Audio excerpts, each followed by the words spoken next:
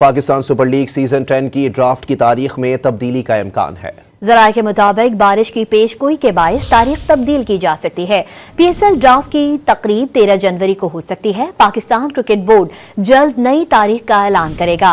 Pakistan super league की drafting Gwadar के बजाय अब लाहौर में होगी। पाकिस्तान सुपर लीग सीजन 10 की ड्राफ्ट की तारीख में तब्दीली का इम्कान है। जराये के मुताबिक बारिश की पेशगोई के बायस तारीख तब्दील की जा सकती है।